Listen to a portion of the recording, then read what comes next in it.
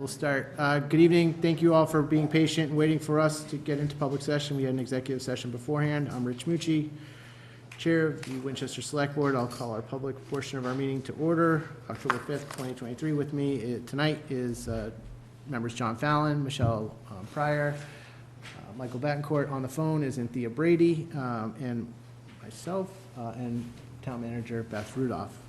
We're going to flip the order here a little bit because we have one member who can't join us for the full meeting. Something's come up. So we were going to start with the 20 Glenwood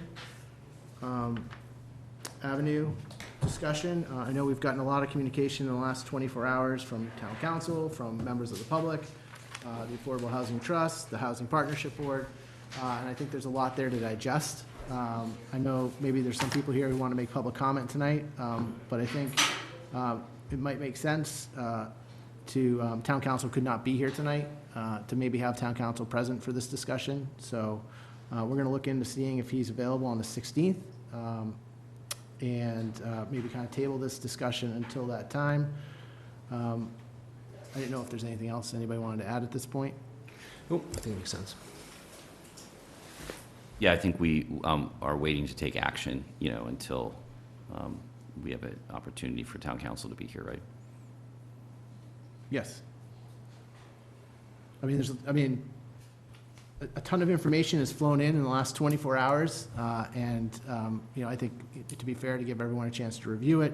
There was a memo from Town Council that came in today, so I think in order to be fair about that and give people a little extra time, and he can't be here tonight, that we'll table this to the 16th. So we'll take no further action until that time. Is that fair to everybody? Everyone agree to that? Yep. Did we want to take public comment on it as well while people are here? We'll take public comment when we get to public comment in a few minutes, but that's kind of where we're headed tonight on that item. Ready to move on? Okay, just want to make sure. So we've had on our agenda a few times, and we haven't been able to get to it, this capital ARPA funding discussion. And I know, like I said, Anthea is only with us for a short period of time, so we're going to bump that up as well and kind of engage in that discussion right now. You did receive a memo from Jimmy Johnson, Chair of the Capital Planning Committee, to all of us this week. I know it was discussed at FinCom as well this week, with the chair making a passionate statement about the state of capital. So clearly everyone wants to know what's going on with capital and what the Select Board has, this financial plan that we've been talking about putting together, where we're headed with ARPA. So I thought we'd take a few minutes tonight, right at the front while we're still fresh and it's not 10 or 11 o'clock at night, and kind of spend a few minutes discussing this. So with that, Beth, if you want to start, sure, we can go from there. So in your packet is a 3-page table that I tried to lay out first the projects that have been submitted through the capital planning process this year. So folks that are aware, the town manager in conjunction, town manager's office working with the capital planning committee, solicits requests from departments throughout the town, recreation, schools, engineering, DPW, and a variety of other departments, to put together our annual capital plan. And so that process starts in June, where the town manager's office goes out. We start working with our department heads. We work with those department heads and various departments to put together requests that ultimately come to capital and are evaluated typically over the summer, so that the town manager's office and capital planning can start putting together the requests that will be coming to fall town meeting. So in the spreadsheet, I've listed all of the projects that were requested through the capital process. Not all of those were funded. So the ones that were funded, the amount that it was funded is listed here. And if it was unfunded, that's listed in a separate column, as well as the ranking. So the capital planning committee provides a ranking for each of the projects that are submitted to them. In addition to that, what I did was I took, as part of their capital process, each department puts together a 5-year plan.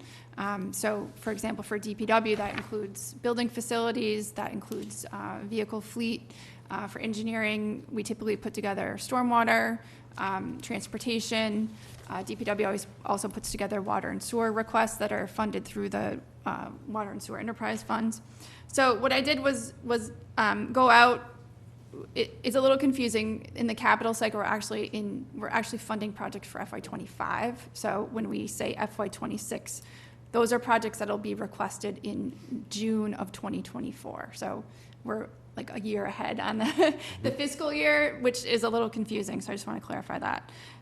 So when we see the things that are in this column, FY26, those are things that are programmed or wants or needs starting to be requested next summer.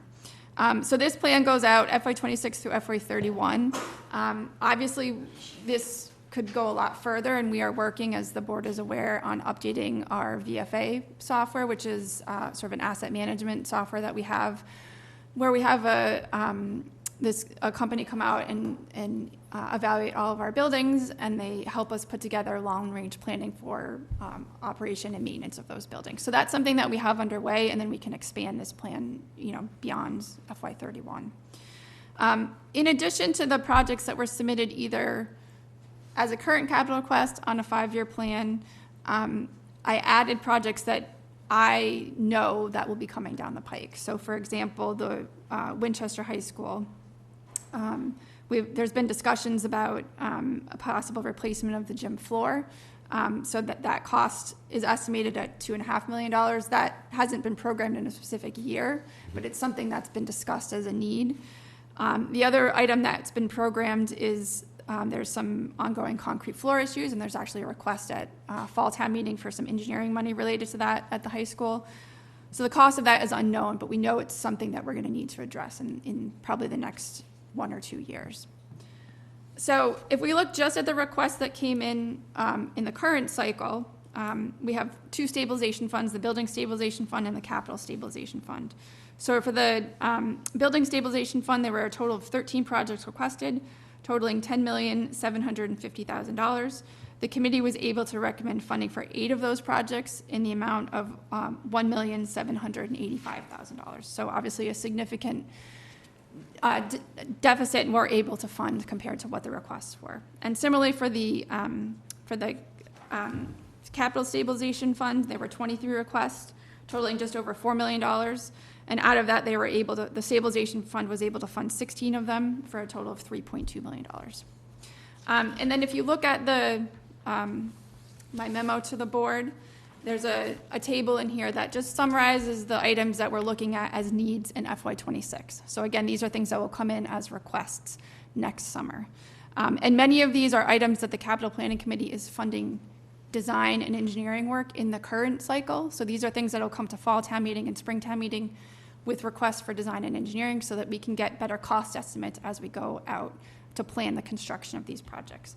So just to run through these, we have Town Hall slate roof repairs estimated at $560,000, Town Hall window repairs at $360,000, Town Hall auditorium floor replacement at $150,000, Town Hall bell tower structural repairs. That work doesn't have an estimated cost at this point. We have not done any sort of analysis where the capital has funded the design phase. The Town Hall HVAC and ADA improvements. So this is one that's been on the list for many years. The current cost estimate is somewhere around $7.5 million. It's a big number, but it's something that we as a town need to seriously consider moving forward with. This building, the HVAC system in this building is 35 years old. It's showing its age. It's been a challenging summer maintaining this HVAC system in this building, and it's not something we can continue to put off despite the large price tag associated with it. And then, as you may recall, in one of the previous capital cycles, there was funding for some preliminary engineering related to a variety of roofs. So in addition to the Town Hall slate repairs, the recommendation is full replacement of the library slate roof, which is valued at just over $3 million. Library windows is something we've been discussing for several years, valued at $960,000. Ambrose School roof phase 1 is valued, replacement is valued at, or excuse me, I think it's repairs valued at $800,000. And if you look at the 5-year plan, or actually that goes out to 31. There's multiple phases of roof work that needs to be done at Ambrose and the McCall School as well. So the McCall School roof, the first phase is estimated at $3 million. The Lincoln School chiller replacement is estimated at $1.5 million. Lincoln School flat work, slight work, which is something that's been on the capital plan for many years, is estimated at $1.5 million. And then one of the projects that was prioritized this year was repairs at the Parker Ellis tennis courts. So capital is recommending funding at fall town meeting for engineering associated with that, and then we'll have a better idea of what the construction costs will be. So adding up all those items I just ran through, we're over $19 million in estimated needs in the coming fiscal year. So I think it's important that we start to think through how we might be able to fund some of those. There's obviously, the CPA is obviously part of that discussion. If we go to the voters in November of 2024, we would be able to appropriate funds that we get from the CPA in spring of 2025. So the timing is a little bit off if we're trying to pick some of these items off in the FY26 capital cycle. So obviously the things that, we have at our disposal, free cash, packaging things into a debt exclusion override, looking at a capital override where capital would get additional money that they'd be able to program in the coming year. And then in future years, we can look at, thinking through maybe we want to restart a general fund allocation from our annual budget into the capital funds. One of the things that I know several years ago, we used to have a retiring debt. So when debt was retired out of the general fund debt service, we would that money would be transferred over to the capital stabilization fund. That practice was eliminated after the last override, which took somewhere between $700,000 and $800,000 out of the capital stabilization fund. But there was a $2 million capital override that kind of balanced that. So I think I'm really here just to kind of start this conversation, but I want to hear from the board as we move forward with trying to figure out how we can try to fund some of these necessary projects. Yeah, and I'll just add, I did speak to Jimmy Johnson. I don't see him here yet tonight. He will be here. I don't know for this part of the conversation. He said he'd be here. But I think Capital's concern is they're funding all this engineering work. And John, maybe you can speak to this, being a representative from Capital.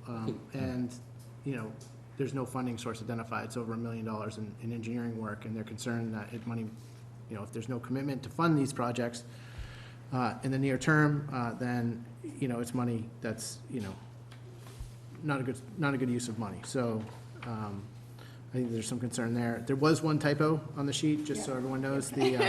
The ladder one fire truck replacement is not $9 million. It is estimated to be $900,000, which, considering we just paid $700,000 for one, I would think that's a little low, but it is the estimate that we have right now. And it's in there at $9 million, is that what it says? That's in there. FY29. FY29 as $9 million rather than $900,000. Well, I was looking forward to see what that looked like, but Really? that's some truck. So, I think everyone wants to know, yes, we're here to start the conversation, but I think, Capital would like some direction. I think they've hinted at that in their last few appearances here, where we're headed. I think they've expected more direction from us, quite frankly, than they've gotten.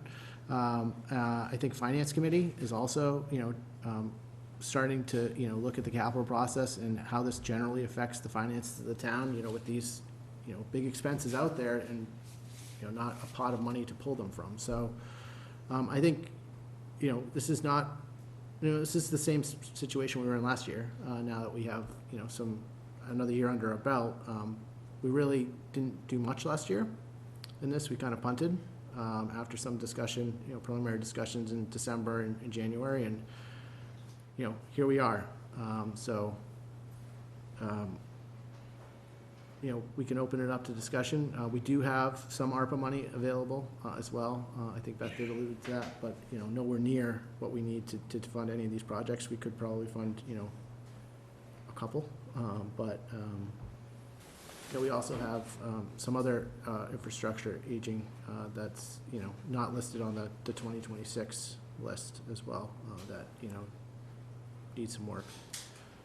So with that said, I'll open it up to discussion.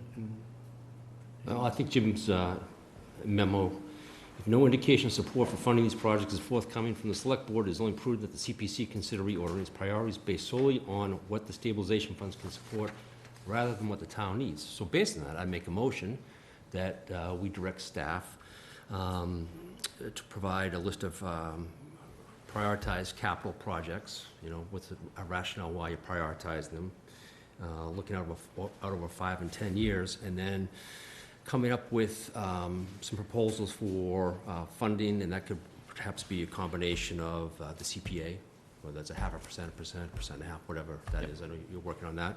A debt exclusion override and an allocation of, from the general fund of, if we set a floor of, 12% free cash, if we're gonna, anything over that, we put 25% into the stabilization fund or something like that, so we can move this forward with a plan, of course, consultation with the finance committee and all the stakeholders, but that's probably a long motion, but we'll go with that. Make sense? Okay. So Shorten it up. if I understand you correctly, you're asking staff to put together some type of debt exclusion override package for the board to consider and Well, with to our stakeholders. first of all, Yeah. identify the projects that we want to allocate these funds to, right? So if it's roofs, the schools, or whatever it is, HVAC, and why those are prioritized 1 through 25.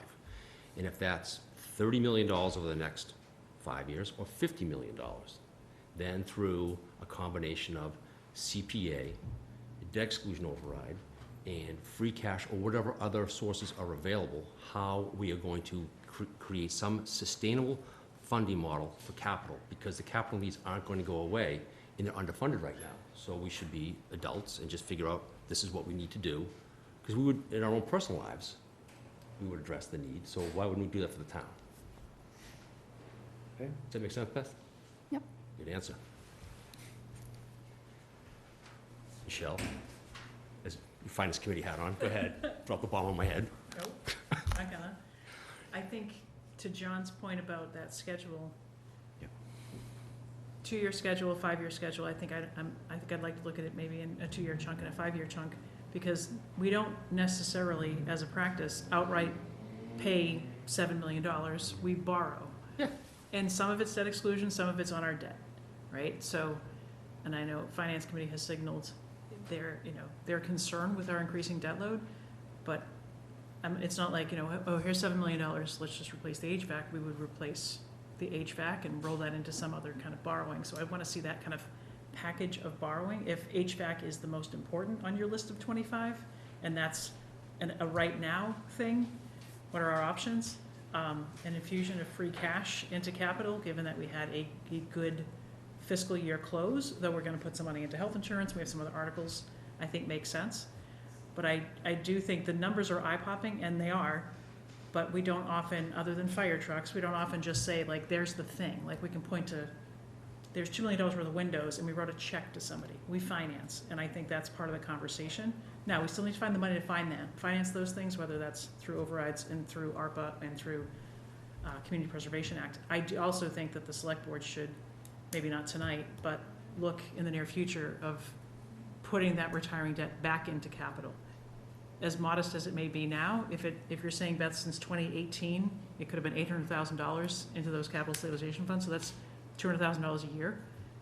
If that's, and it doesn't, it's not a predictable source of revenue, but going into the general fund at the end of the fiscal year close, when we know the capital needs are not going to go away, I think is a position and a movement that we could take as a select board. So I'm in favor of John's motion with a 2-year horizon, a 5-year horizon, and the debt service cost, not just the outright cost, because the outright costs are huge, but we don't buy everything in one lump sums. We purchase some things, we pay for things, we pay for engineering up front, so the money that goes into these stabilization funds goes out in terms of invoices and costs, but some of these things we purchase and bond, some things we do through debt exclusions. I want to see what that kind of fiscal impact looks like over 2 years. Because if we do pass the CPA as a town, again, modest revenue that will grow over time, but we don't necessarily need to fund it all.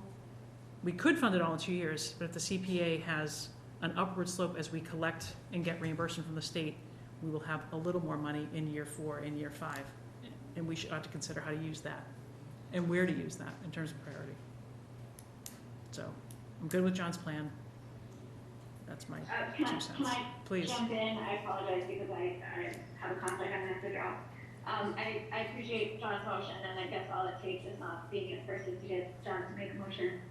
I think it is really helpful to have that, as Michelle mentioned, conceptually, what does that look like as in borrowing, or how would we do that? But I do think, and Michelle, I believe you also just said this, that it would be really helpful to understand what were our previous mechanisms for appropriating money to capital, or if going back to that, and understanding if there are some sort of policy types of things as well that we can do that can help us along in this direction, because I mean it's a recurring conversation that we've been having is, you know, everything is getting more expensive. I believe that when we first heard town hall HVAC was 6.5 million, and you know now it's gone up and things are going to keep going up, and especially on really critical things, starting to get ahead of these big costs before they go in is important. Okay. Yeah, certainly, thanks, John. I know you've been doing a lot of work with the Capital Planning Committee, and they're looking for some direction from us, which we certainly owe it to them to provide that, and putting together some of this information is helpful. And I think what I'd like to see, too, part of this is kind of, you know, red, yellow, and green projects, what is like absolutely mission critical. You know, we have seen some projects, right? You see a roof that's, you know, covered in moss and it's got a hole in it. That needs to be done like right now. So what are those right now projects? I think there's, I'd like to also see what the revenue over the next 5 years is coming into the stabilization fund, because I think there are some commitments that are coming off. And start having a conversation with the community about this, that we need to be strategic about spending and planning and not overcommitting ourselves. But at the same time, to Anthea's point, things are getting more expensive, and so it may, in the long run, make more sense for us to borrow more, or to have a debt exclusion to get some things done now.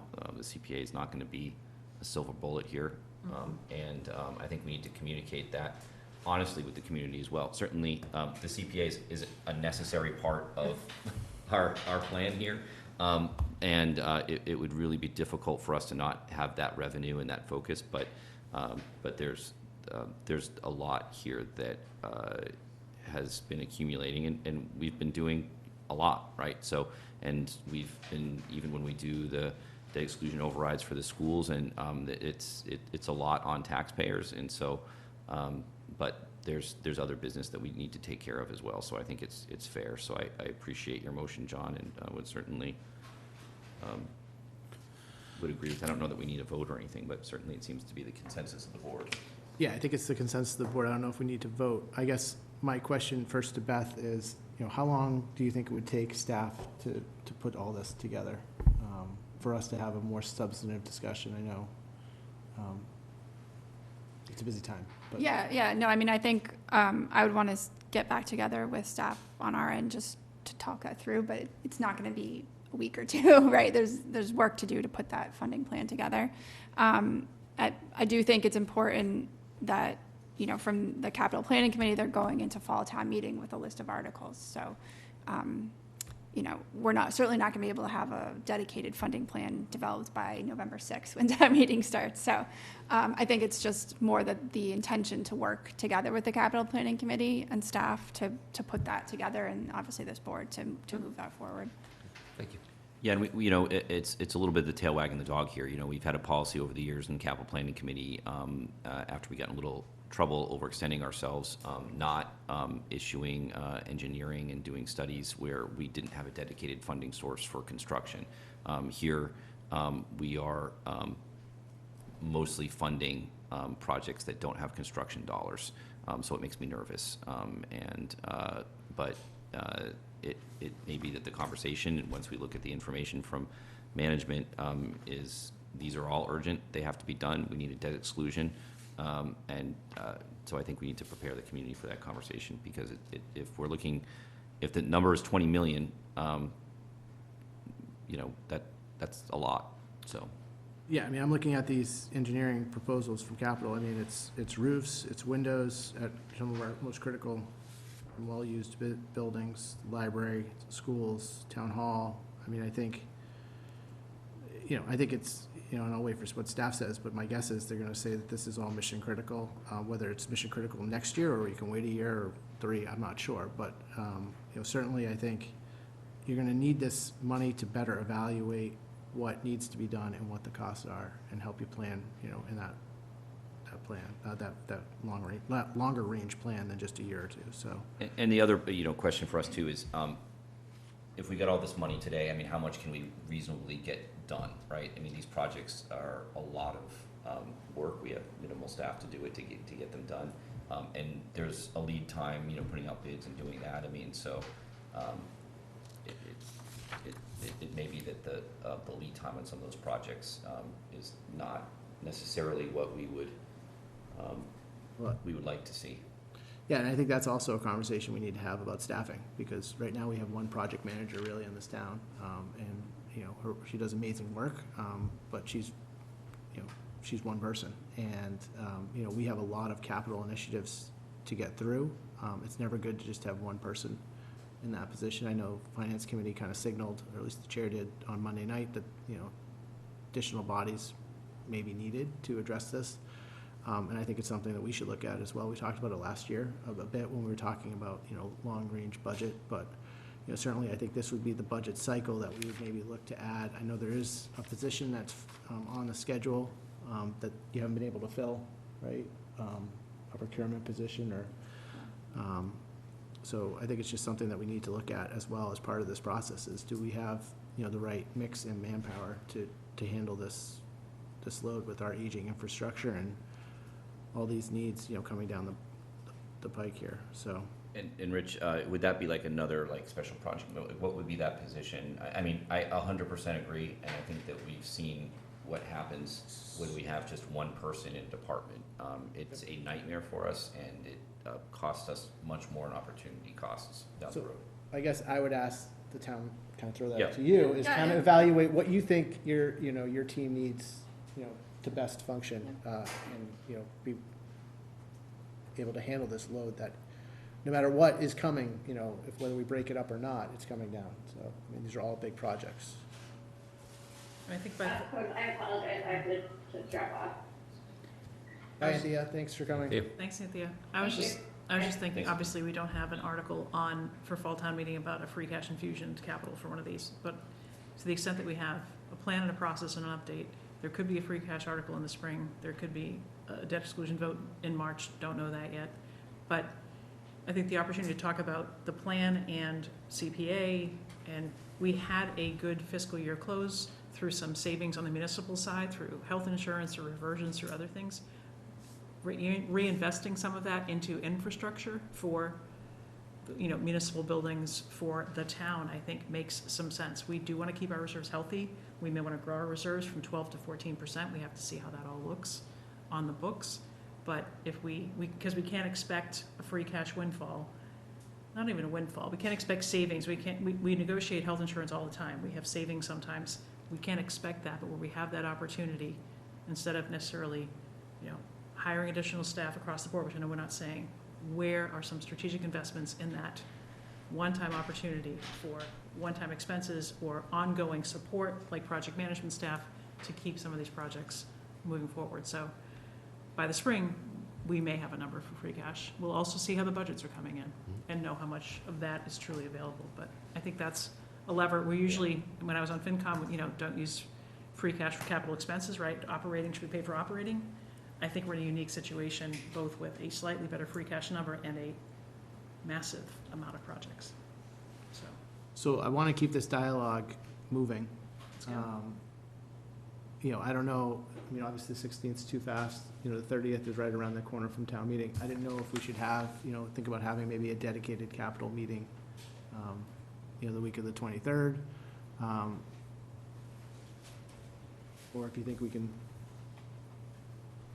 squeeze it in on the 30th or the 16th, but as to your point, Michelle, I think we need to develop this a little bit further before we go into November 6th to town meeting, so. Yeah, I'm not sure I can have a comprehensive document put together by the 23rd, just with town meeting motions and Right. everything over the next week. The 30th might be a better date to try to schedule. Okay. So we already have a meeting scheduled that night, so. Right, yeah. So we can just add it on Add to it that to the agenda. Add it to that agenda. Okay. All right, anything else on that? Well, thanks. All right. All right, so we've lost Anthea, so we will now, I guess, go back up to the agenda. I'm gonna do the, I'm gonna do the public hearing, that was scheduled for 7:45. It's now 8:25. So we have Eversource overnight work on Waterfield lot? Yes.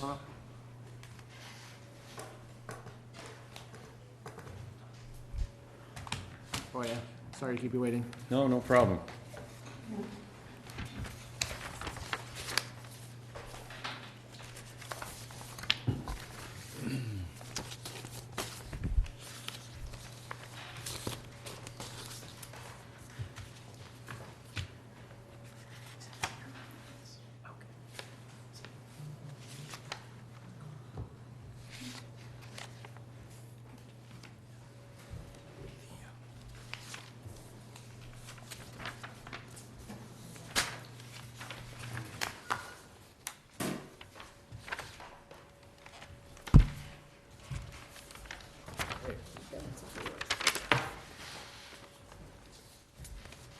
Right. All right, so my name is Matthew Veens. I'm an Eversource construction supervisor. Currently, we're in progress on a project to bring a new duct bank and manhole system to the commuter rail project. We've currently installed new duct bank and manholes through Laraway Road.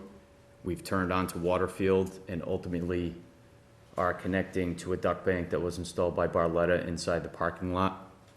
We've done, to date, probably about 75% of the work in Waterfield Road. We've been working with the DPW and the police department, and we decided to set the actual manhole, which is the square box in that picture.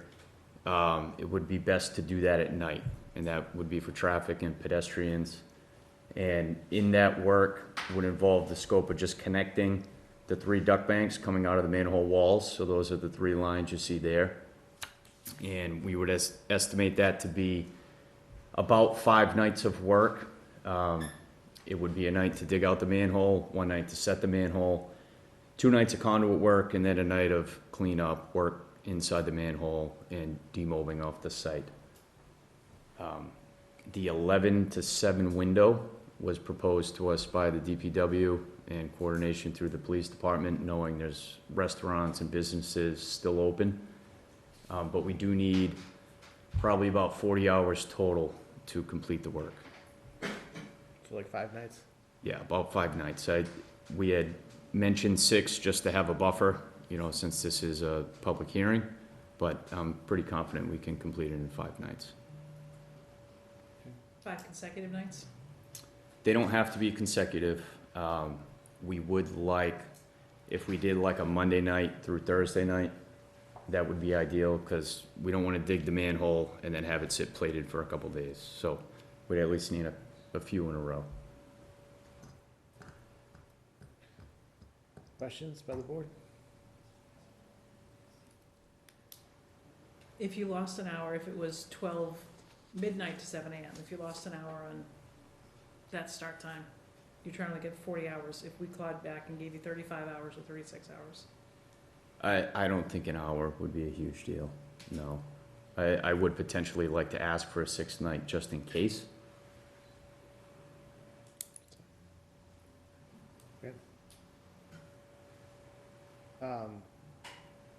We'll open up to public comment at this point. Is there anyone here for public comment on the Waterfield, Eversource work? No. we did get a statement from, you want to read into the record, Jim Cavino? Sure. So this was an email received this evening, October 5th at 5:56 PM from James Cavino. Good evening, and sorry I couldn't make tonight's board meeting. A few weeks ago, I came home from being out of town to see a construction crew working on Waterfield Road and using the 5 parking spaces in front of the tavern as a lane for automobile traffic. One of those spots is a 15-minute space that Black Horse counts on as takeout food pickup spot and that was canceled for the entire week of construction, not to mention the loss of parking spaces. The tavern can show factual data of a very significant loss in sales during the lunch period of said week of construction. We also have daily truck deliveries who had great difficulty with delivering product. Sharing this small corner with the post office customers was a nightmare. The only other alternative that I can come up with to keep small businesses safeguarded from these types of hardships is to switch these street jobs to overnight construction projects when said businesses are no longer conducting their own business. Having said this, the only time that would not interfere or cause financial hardship for Black Horse would be a start time of 12:30 a.m., ending by 8:30 a.m. Anything less would be an interruption for Black Horse and its customer base, who will simply go elsewhere to avoid the hassle, which is what took place a few weeks ago. Thank you for your consideration on this matter. Jay Cavino. So, hearing no one else here for public comment, I'll close public comment portion of this hearing, and I'll open it up to discussion. I did just get some feedback from the police chief, if I Oh, yeah, could sure. mention. So Go ahead. they reviewed the original proposal, which was the 11 p.m. to 7 a.m., and they had no objections as long as the sidewalks are open. The street was plated and the parking spots are open during non-construction hours. So that was the key for them. Thank you. So I think, to Michelle's point, I think that's why we were asking if you could do midnight to like 7. Certainly could give you a second. Yeah, midnight Another to night. 7 would work. You know, the thought is to just try and get the bigger shifts so we're out of there. But if it's preferred 12 to 7, I would like to change the request to 6 nights, just to be safe. It's fine. I just think, if you could not do it on a Friday night, I think that would be. Oh, yeah, helpful. we would probably plan Monday night, Tuesday night, Wednesday night, Thursday night, Okay, and then come back the following week. following Monday and Tuesday? Yeah. Okay. But if you were to do 12 to 8, you could do 5 nights would be okay? I would just be concerned with the morning traffic at that point. Yeah, I think School kids. The school kids Yeah, and stuff like that, I would, That's part of the reason why this was pretty congested.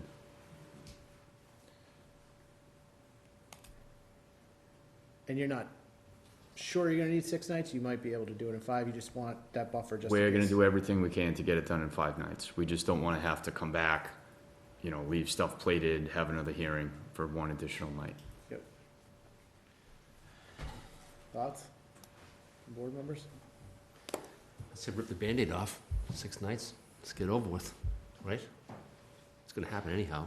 And this is work, Yeah. just so everyone knows, this is work that has to do with the train station, so that they can bring Correct. electrical Yeah. into the train station. And I To did move that project along. hear from Nathan today that it's critical for them in terms of moving forward. So, When would you do the work? If we approve this tonight, when would you do the work? yeah. Ideally, we're probably too close to the end of this week to set up the night manhole delivery. That's the toughest part for next week, but probably the following week, we would look to start that Monday night. 12 to 7, 6 nights. 16th. Sorry, I didn't hear what the start date was. 16th, the week of the 16th? So not Monday the 9th, maybe Monday the 16th? Yes, the 16th would be ideal. Do we approve specific dates, or they just get 6 nights? I would just approve the general, Okay. So I'll I- just say this, well, no, I guess trick or treating's over by midnight. My kids, I'm gonna- yours, no. I mean, hopefully they're gonna be done anyway by the Yeah, I guess 31st, right? We'd ask you to take the night of Halloween off.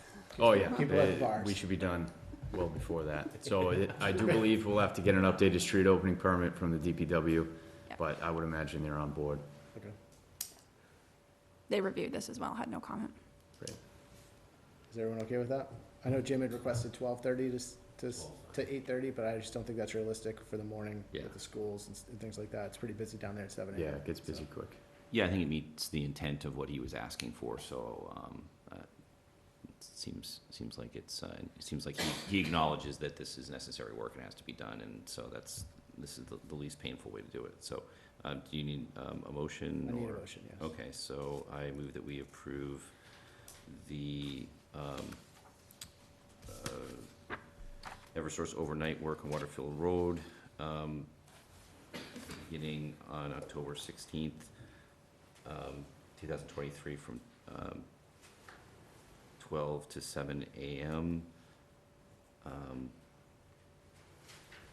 And approve the grant of location on The grant location sorry. was already approved. Oh, it's already approved, Yeah. okay. I think you want to state for a duration of 6 nights. As. Okay, for up to 6 nights. That's Mhm. not all right? Is that, do you And need then everything else I in think there? it would, if you want to just include that, the conditions about the Oh, okay. sidewalk and With the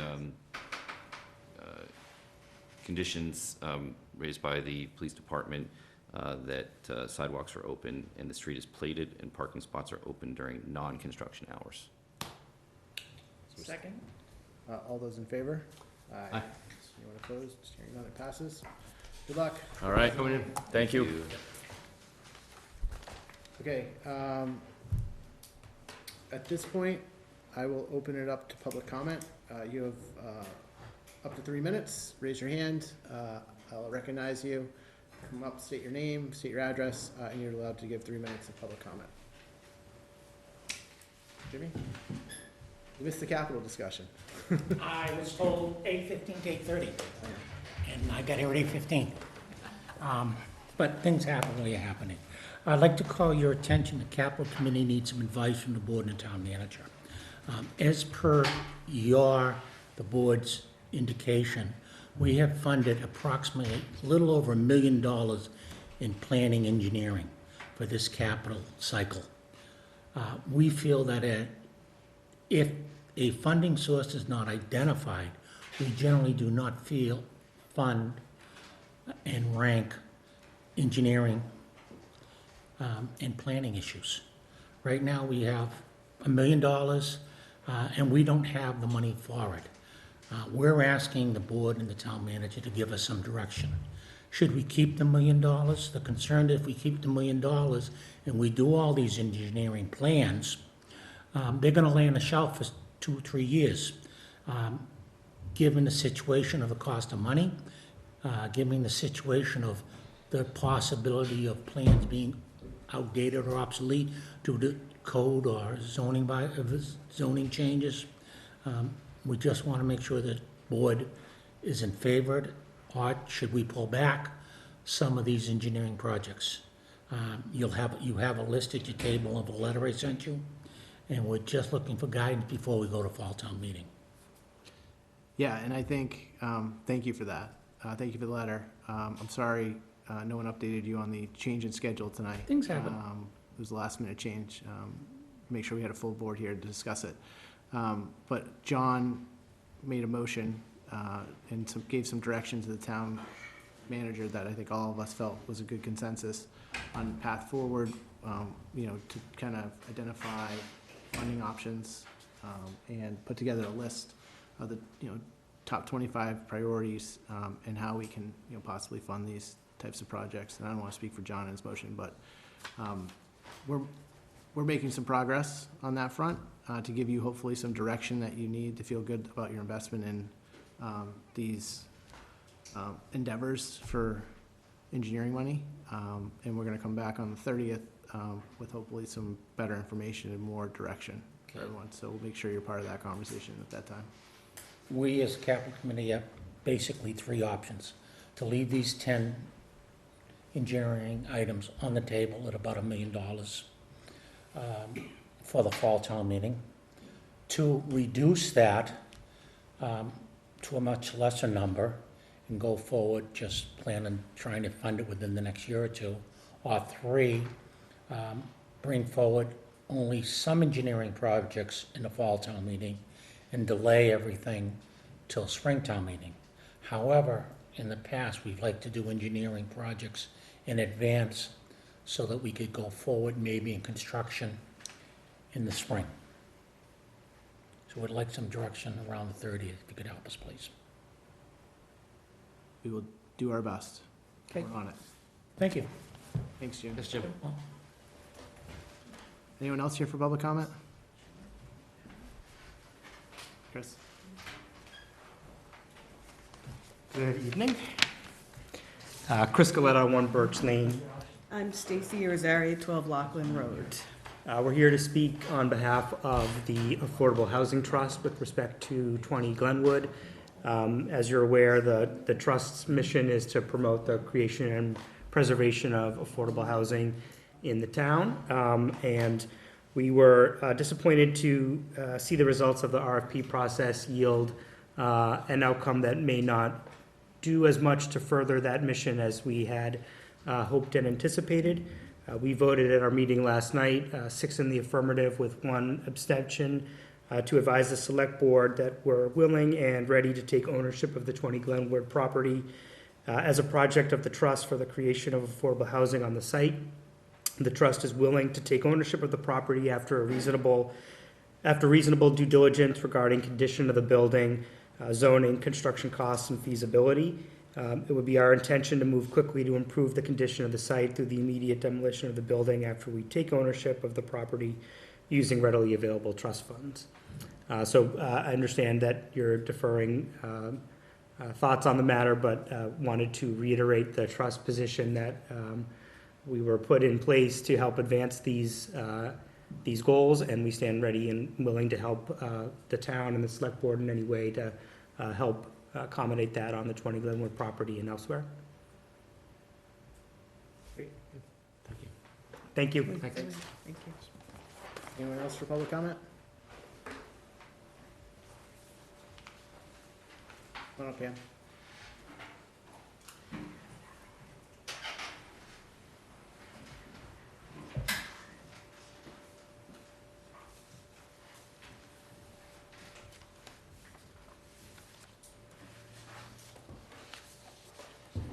Thank you. Pamela Court, 112 Arlington Street, Precinct 5. First, I want to thank you all for your service. I know I do this pretty much every time I make public comment, but I recognize that this is a volunteer position. It's many hours of work and service to our community, and it's deeply appreciated. This community runs because of the generosity of its volunteers. That said, I was disappointed with the outcome as well, in what I don't think was a very thorough vetting process. The RFP specifically stated to loop in the housing and the planning boards for the purpose of ensuring well-informed decisions that are in the best interest of the community. And in my opinion, this resulted in a decision which benefits one household and no one else, not the town, not the neighbors, and definitely not affordable housing and those that need it. This wasn't the intent of town meeting when we gave the select board the authority to determine the disposition of this property. And it wasn't the intent when we didn't pass town meeting member Wilson's amendment to require a minimum sale price of the assessed value, specifically because we felt it would hinder the potential of affordable housing development. Had we thought a private resident could enlarge their property for what essentially is a pittance, that vote would have been very different. How much of a pittance? As an example, I owned a house in Stoneham that I paid 25 years ago that I paid $190,000 for. It was on a 2,100 square foot lot, had 1,050 square feet of livable space, 2 bedrooms and an office, and a 2-car driveway. Recently, that house sold for over $500,000 in Stoneham. My understanding is that there are 28 properties that are 28,000 square feet or smaller in terms of their lot size in our town. None of them would sell for $40,000. Even non-buildable lots, I can't imagine selling for such a low price. I'm concerned about the trust that town meeting has with the select board. Decisions we make on behalf of our citizens are a serious responsibility, and they should be well reviewed, and that's why our government is set up with a distributed authority and why a larger body, town meeting, is tasked with the authority to approve the disbursement of revenue. So I want to say that I deeply, deeply appreciate that this board is willing to review the decision before P&S is signed, and I thank you for the time that I know that you're going to continue to put into this because it is a lot of work. Thank you. Thank you. Anyone else for public comment? All right, seeing no one, we'll keep moving here. Town Center Electrical, oh, John, come on up. Everyone else has gotten up. I feel I have to get up too. We got your memo. John Serbier, Chair of the Winchester Housing Partnership Board. If I understood you earlier comments, you've postponed any decision until October 16th? Correct. What I would do, the housing, we met last night. I've submitted a memo. I'm not going to go over that memo. I mean, we agreed that there were some, in hindsight, particularly there were problems with the procurement. We would urge one or more people from the select board over the next, before that next meeting, to sit down and have a working session with the Affordable Housing Trust, with Marty Jones, and with Chris and others, to look at, what they can do, how they can help this project. And one of the 5 recommendations I submitted today was, in fact, to define a role for the Municipal Housing Trust. So I would encourage you to use that time, not just to wait, but to actually have, 2 or 3 working sessions with them. Thank you. Thanks.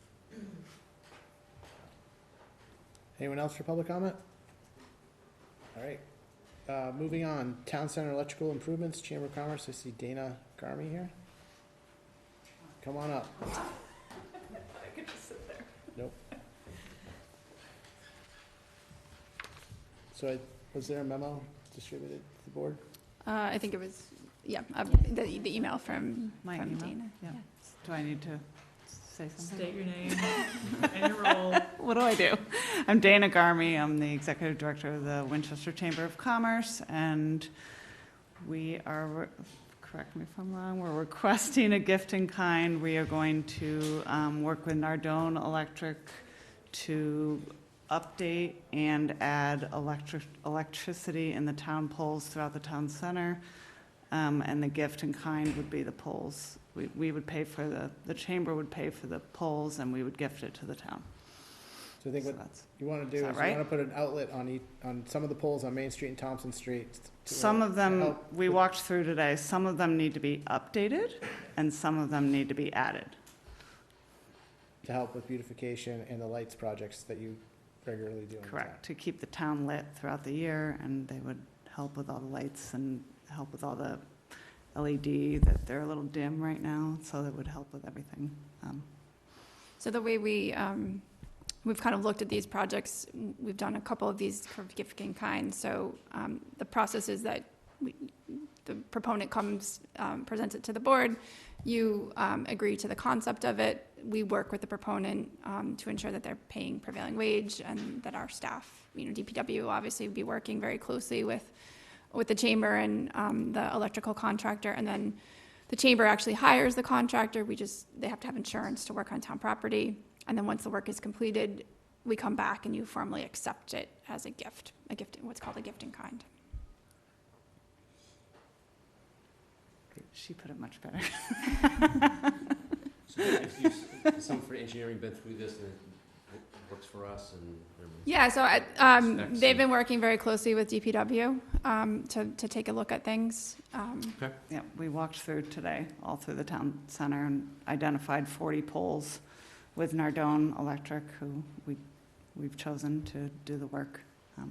Okay. So, Thank you. They work quite regularly in town. So, yep. Questions, thoughts? Everyone okay with No. this? Thank you. Yeah, exactly. It's like $20,000 worth of work, right? it's $20,000, yes, to do 40 poles. It's 40 poles in total. Okay. Yeah, when that one light burns out, don't burn up our phones though, Yeah. right? So, motion we Yep. consider? So I move that we approve the chamber's request to do electrical work in the town center, with the conditions discussed with staff, which would be a gift in kind project, and work with the contractor in the town to effectuate that outcome. Second. All those in favor? Aye. Anyone opposed? Hearing none, it passes. Good luck. Thank you. Thanks, Thank Dana. you. Thanks, Dana. I do see members of our school committee here, and they volunteer much of their time as well. Are you here for Lynch Solar? Is that what you're here for? Okay, so maybe we can just jump to that real fast. Sure. 'Cause Yep. I don't think it's ready. Yeah, so, as you all recall from our last meeting, we were gonna work with Select to update their numbers. And we need a little bit more time for them to put together a good set of numbers. So we were trying to get something ready for this evening, and it became clear this afternoon we weren't gonna be ready with numbers that I felt comfortable with presenting at this point. So we've asked them to put some together for the meeting on the 16th with the goal of being able to distribute something early in the week, next week, so that everybody has time to review it ahead of the meeting. One of the things that came up over the course of our conversations is that Select was already including money in their, if some of you may recall, the price they provided last week for the PPA was 1.85 million. They had already included the cost of the footings in that, which is one of the items that we were carrying in our ad alternate. So that was some of what was causing some of the confusion in the last few days as we tried to work with them to understand their numbers. So that's where we're headed in terms of being able to provide an update on the numbers. One of the things that did come up again through the conversation with Jay Nardone from the EFPBC was that as we talked about last week, the school project has 2 ad alternates. So one alternate is to do all of the underground work, which includes the trenches, the conduit, the wiring, and the footings. And then the other ad alternate is for the electrical panels, solar panels. So if we were to do a direct purchase, we would just take both of those ad alternates. If we go the PPA route, and the PPA provider will install the footings as part of their PPA agreement, then we as a town would need to find a way to fund the trenching and the conduit work. We feel comfortable we would be able to do that as an ad alternate as a change order to the bid. We can't, the ad alternate includes more of those items, and we can't subtract from the ad alternate scope. But we feel confident that we'll be able to do it as a change order with our site contractor, which is most important because the last thing we want is to have to dig up a new parking lot to put that material in. So that's just one of the moving pieces that we'll have to work through should we move forward with the PPA and figure out how to fund that portion of the work ahead of a PPA agreement. So. Okay, and so in terms of timeline, because we'll have to vote, so we can vote all our motions tonight, except for Lynch Solar. So we would have to vote that motion that night. We'll have to vote the motion on the 16th. Okay. Correct. Right. So, one question, Beth, so I know we talked about this on a couple of days this week, certainly Monday. With the current PPA model that we have that's being updated and the cost for not doing the work to install the conduit, do the digging for the conduit, if that comes back, I'm just looking at that schedule, picturing that table with that cost on the far right. If the PPA still doesn't do it and it goes back in an ad alternate on the town, that number may not change much, but we've incurred additional cost. And I'm wondering if there's a way for Beth Greenblatt to include, hey, this isn't coming out of the PPA vendor, and it may not be coming out of our hide because we're not gonna pay, they're not gonna be recovering that cost in the rate of our electricity. But I think we need to show it as maybe another column that this is cost in addition that we bear. So Right. however that's made clear. Yep. Last week's numbers to this week's numbers and where that money went. If it's not gonna be baked into the PPA rate, which we therefore pay per kilowatt hour, that would be good. If it's on us, how much is it?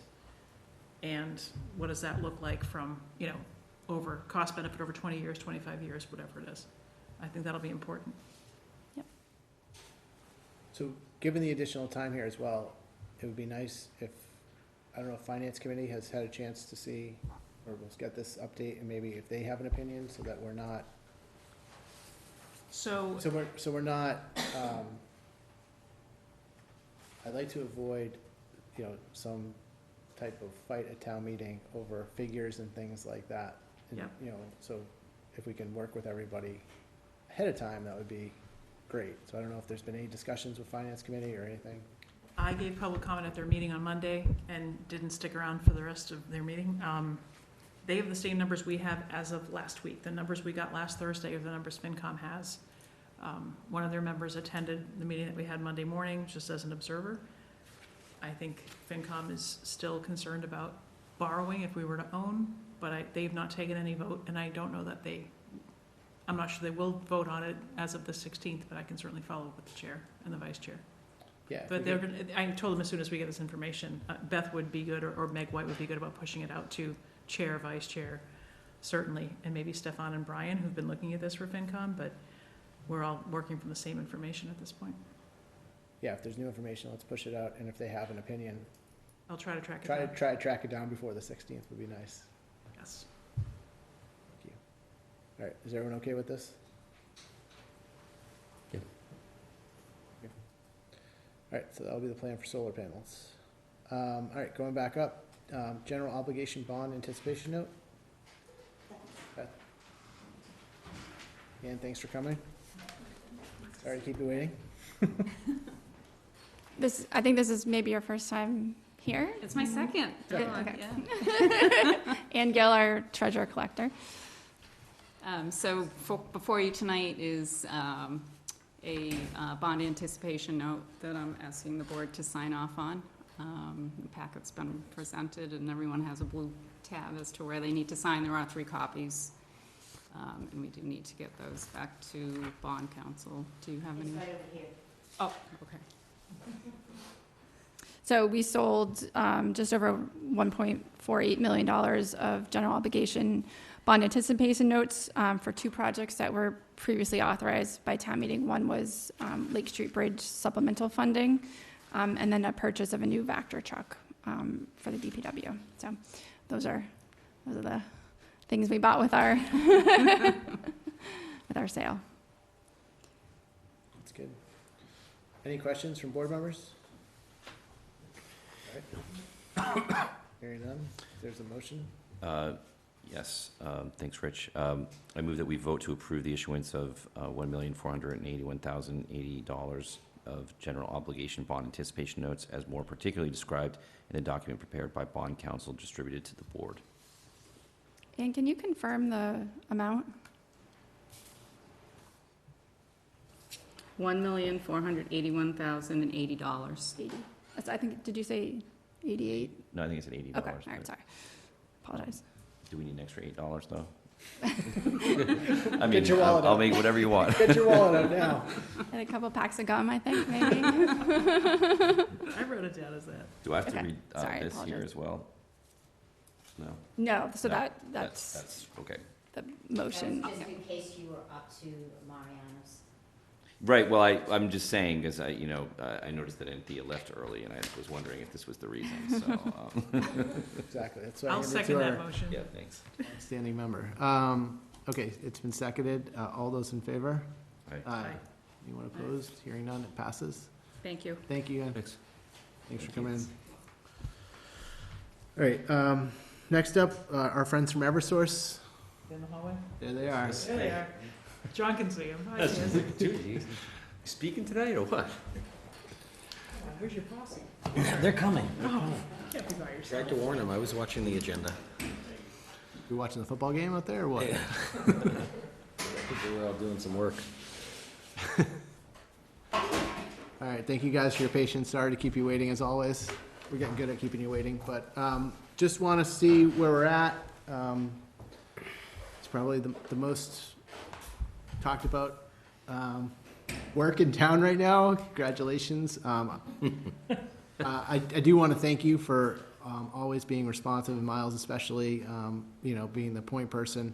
When we do email and call and we get these complaints, you guys have been very responsive. I do appreciate you going that extra mile for the town. It is a busy and well-traveled area, as you know. It's not a big town, and we have, few roads that connect the town like cross street. So thank you for doing that. But I think everyone wants to know, how are things progressing, and when really, we can see those, road closed signs, especially up by Main Street, kind of come down at this point in time. The one-way alternating traffic is, something to deal with, it's fine, but I think people are getting really tired of the showing up and seeing the road closed sign up in that area. So why don't you give us just an update on where we're at? You wanna go or you want me to go? I can take a stab at it. Okay. So, exit pit is already finished. We already backfilled it. We're paving it tomorrow. entrance pit, we have backfilled yesterday, we have backfilled today, finishing tomorrow. Next week, the whole next week, we're replacing the water main at the entrance pit, that's by Halton Street. Moving to manhole 405, we started cutting and excavating today. We've excavated roughly 100 foot today. No, probably a little less than that. They were just getting started today. Okay. This is About between 80. River Street and Highland View Ave, so we're Yep. up by Highland View. And manhole 3 to Cleveland, so we have roughly 60 feet of dug bank that we have to excavate for. That's to connect to manhole 3, and we've been dealing with ledge for about a week there. That's the only slowdown, but we were out there with Foghorn G and the whole DPW crew today. We've been meeting for the past 3 weeks for like every week for 2 hours on a Thursday. So we're not meeting at the town hall anymore. We just meet on the field, discuss all the possibilities and how we can expedite the work. One good news is the fact that we won't have to wait for an ADM permit in that section, because we were waiting for an ADM permit for the sewer, the MW sewer. So Paul Ganji and the DPW director had allowed us to kind of go shallow over the culvert that's at window. That's decreasing the work by roughly 2 weeks and 2 to 3 weeks. So that's good news. And basically that's where we are right now, and we're hoping to finish that within the next 3 weeks at manhole 3. So hopefully within 3 to 4 weeks, we'll be able to get out of that section by May. Does that mean the road will remain closed during the day for those 3 to 4 weeks while you're working up there? Yes. Unfortunately, we're dead in the middle of the road, so it's very difficult for us to open it up and sneak traffic by. We can provide access kind of to green rubber, but it's pretty careful access, slow moving. I'm not sure how much it would help to even try and open it up because it's so slow going through that section. We will be done on the main and cross section, I guess that side of the manhole, probably at the end of next week. And then we're on the green rubber side of the manhole, towards the Washington Street area. We'll still be there for a couple weeks. We've got to reconnect the water line and then tie the duct bank into the manhole. If at that point, like Jeff T said, we're meeting weekly on Thursdays with DPW out there. If at that point it seems like we're far enough over that we can allow a lane through with alternating traffic, I'm not opposed to that. I kind of want to see what it looks like when we get the water line in and then we're connecting over the culvert there. The good news is things are starting to close up. Like Jeff T said, the exit pit by the vet will be paved tomorrow. Temporary paved, still needs to be final restoration, but there's a couple more weeks at the drilling pit by Holton, and then that'll be paved and that'll be closed up. So things are starting to button up. The main remaining work area is River Street to Highland View Ave, and that'll be alternating traffic. So we do still have the season. We're hoping to get out of the town's hair this year, and the only thing to come back for is kind of restoration and beautification work. So when you say that, you're looking, and I saw the cable pulling schedule, it looks like November, you're looking to November, December? We're looking to have civil work done in November for the project, and then there's the cable splicing, which I know they're working for Eversource, so I don't want to speak for them. Got it. That'll be November through December. Yeah, it looks like That does typically, it could require lane closures during the splicing activities. Basically, alternate closures, not like rerouting, just like we have for civil work. But you have to have the manhole open, right, to pull from Yes. one to the other, Yes. right? Yeah. Yeah, for even for the splicing activity when they're down in the manholes, it's a much smaller footprint. They're set up over the manhole basically, but they'll have to direct traffic around the manhole. And it's a 24-hour process once you start. So like for a manhole up by Cross in Maine, that would require a road closure for the period that you're doing that splicing, Yes, that's 3, right? which would be a and whole 3. So it looks like it's. multi-day According to your process. schedule, December 4th, and it'll end on 12/12. Right? Yes, but most likely we're not going to redirect traffic. Like Trevor was saying, it's going to be a very small print that we're going to barricade around the manhole access just to pull cable, but we're not going to redirect traffic like in Wendell, for example. It'll be just alternate traffic in that section. So when you're doing that work, people will be able to turn down Cross Street. Yes.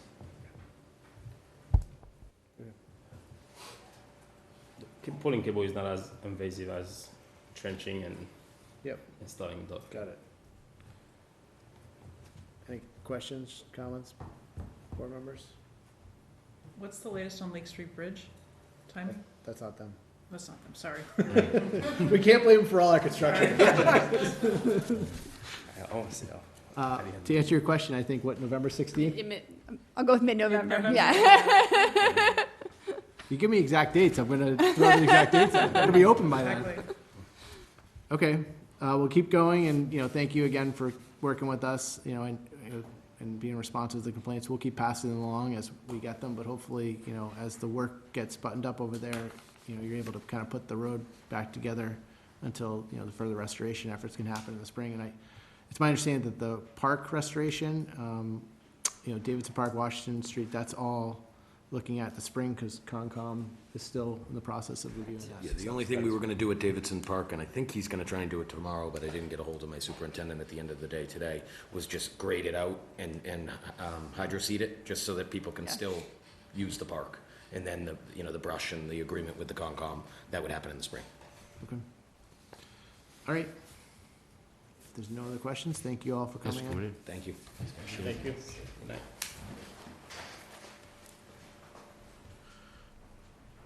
All right, Stacy, post 65 retiree Medicare, and Mike, come on up. Thank you guys for waiting. Sorry to keep you waiting. You didn't have plans tonight. Doing a pretty good job of clearing the room. I know, right? Seriously.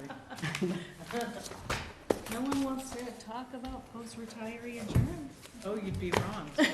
Oh, I Hey, know, right. but you do. Val has a lot of questions. Right? So this is Ken Lombardi, our health insurance consultant And as we're well. happy to see you. Okay, how you doing? Good. Congratulations, by the way. Oh, thanks. We're also lucky. So the town has been working with Ken and Maya over the past few months to start thinking about our FY25 health insurance premiums. I don't think we're going to be nearly as lucky in '25 as we've been the past 2 years with the change from Harvard Pilgrim to Maya, and then we had basically a rate hold where we couldn't go above the Maya average for FY24.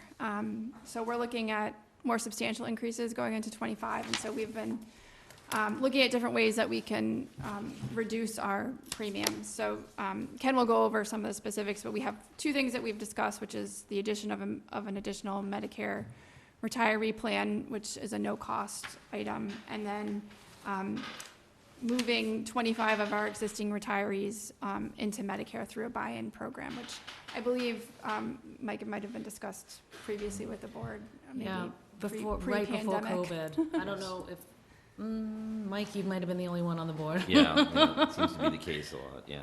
Yeah. So I'll turn it over to Ken. He has a more detailed presentation. Oh, this one's behind me. Great, thank you.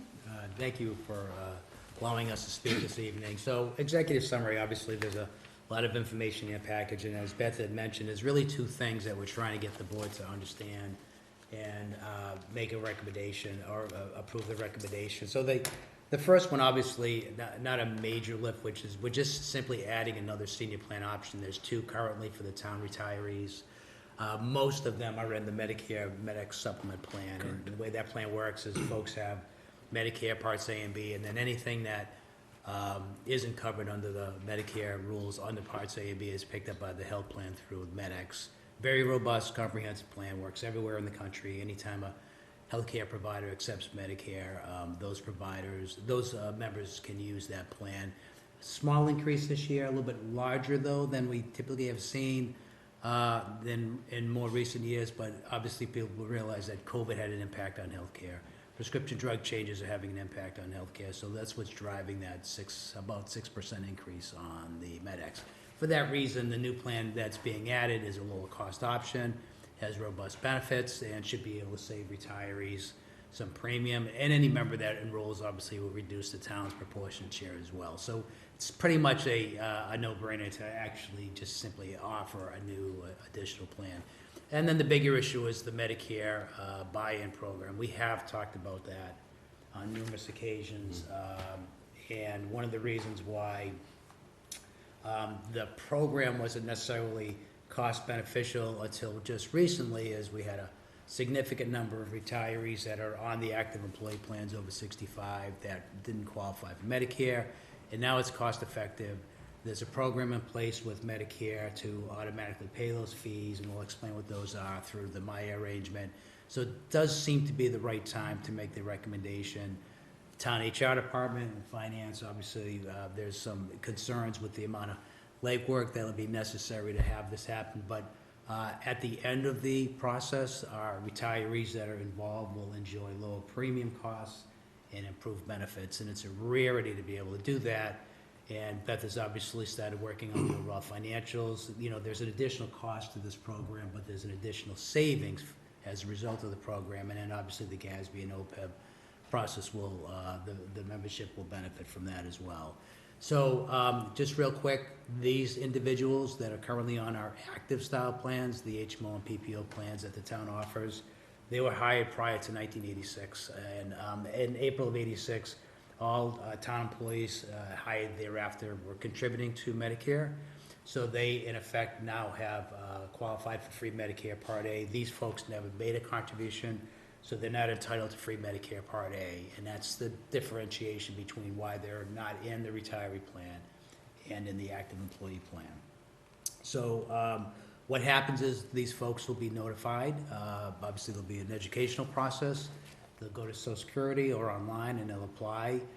They'll be told there's some late entrant penalties because they didn't meet the initial deadline for enrolling. All of us, when we turn 65, that's our initial open enrollment.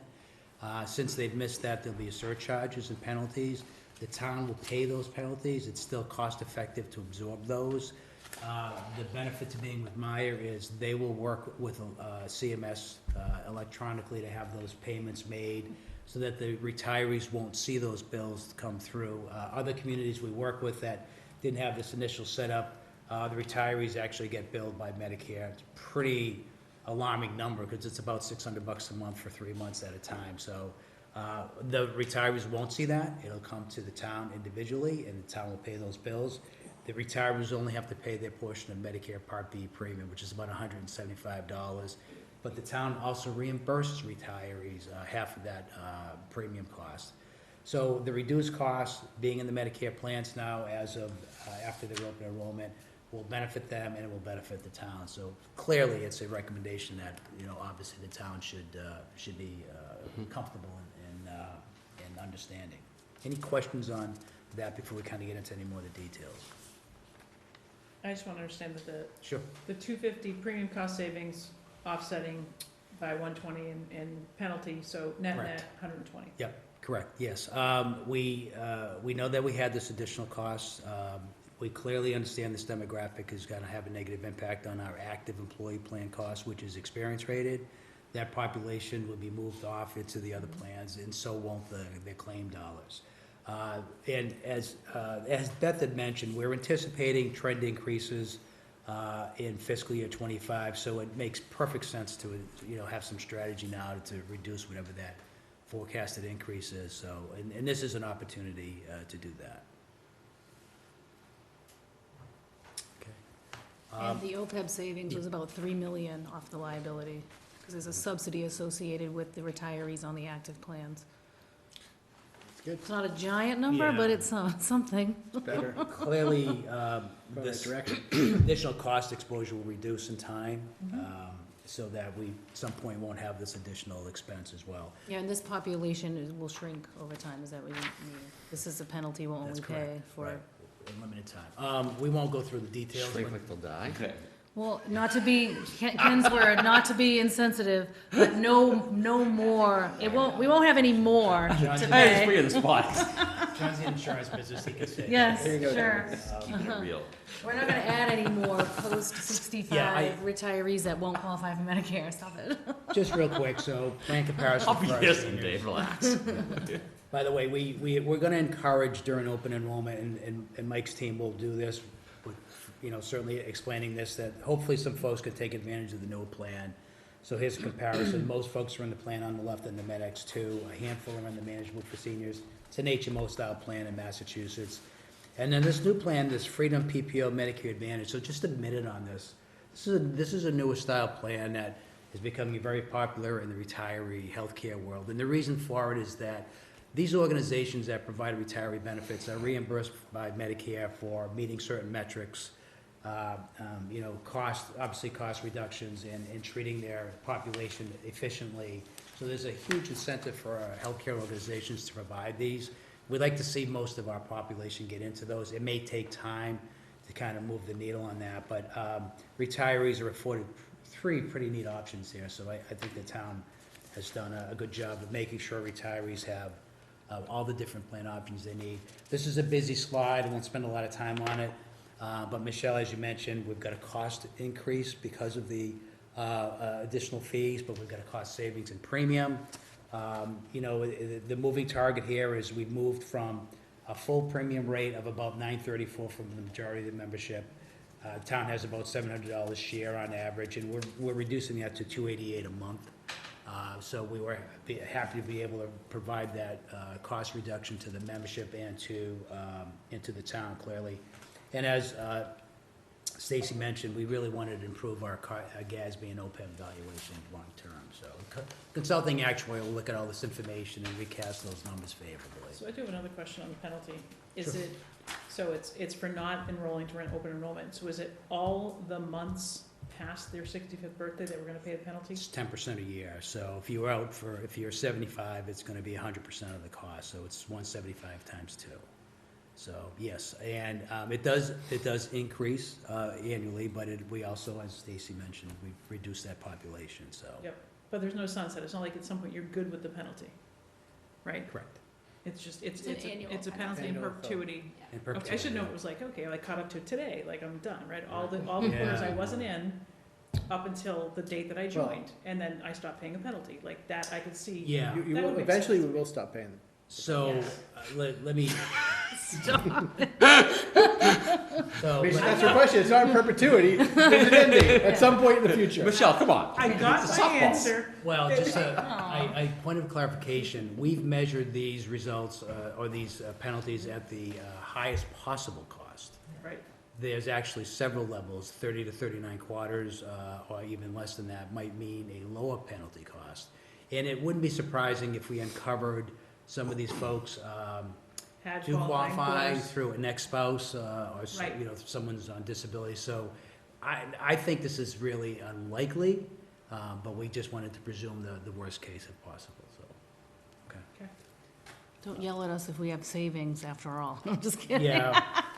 And I think this is a big part of it is we get our retirees to eliminate this cost sharing, all right? And we know this population uses a lot of benefits, and now they've reduced their out-of-pocket costs literally other than just for prescription drugs.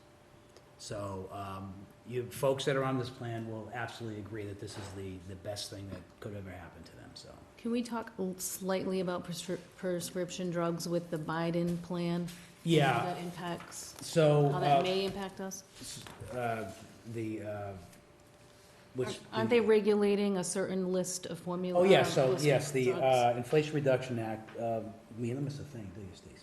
No. So, the Inflation Reduction Act has a couple of changes to it. But yes, so certain medications are now gonna be covered through the retiree plan with no copays, and diabetics and insulin, things of that nature. Obviously, when vaccines are covered, there's no copays. So, we're moving, these folks from literally, having to see monthly costs for going to the doctor and going to the pharmacy to literally zero. So, this is really a good advantage for those, and you're absolutely right. They're gonna wonder what the catch is. I think we've had some inquiries about, so what's the catch? Why is everything so great? Well, I don't understand that we're actually providing something Yeah, good. so. The HR office has already fielded several Yeah. calls No, it's a fair question. from this population as well as the representative of the Trust level's retirees, little which low. is John Frangelo. So what's the answer? Well, so so a couple things. Number one is under the active employee plan, which is the plan in the middle, the attached pharmacy benefit program through CVS Caremark has a list of formulary open drugs that are covered through the plan. When we move to the plan on the right, that becomes a prescription drug plan that is arranged under the Medicare rules. And under the Medicare rules, there are some drugs that may not necessarily be the same from one plan to the other. But this population generally is using a certain medication that does not get disrupted through the process. Now, in addition to that, when you buy health insurance for retirees through Blue Cross Blue Shield, Maya, if you will, their PBM program is embedded with discounts and reimbursements from the government that passed on to in the form of a lower premium rate. So there's all these reasons why there should be a reason why the cost is lower. So we can certainly, understand why that happens, and I'm sure people think, well, there's got to be a catch, but there really isn't. It's just that we wanted to structure the plan for the folks that need to be in the right spot. So that's really what's happening here. And I think So what are we gonna say to these people when they call? Yeah, so That's why Mike's here. I know, because we're gonna get those inquiries. Yeah, so we've already kind of contemplated several different strategies on how to meet with these folks. We're gonna do a benefits fair for regular retiree open enrollment. For this population, we're gonna do either really small groups of 2 or 3, or one-on-one sessions. And the reason is although this is one plan, everybody's gonna wanna ask the question how it impacts their direct prescription or their direct. And we're going to have to walk through them and take our time. We're also going to have to offer assistance with respect to administration of Social Security from Medicare as well.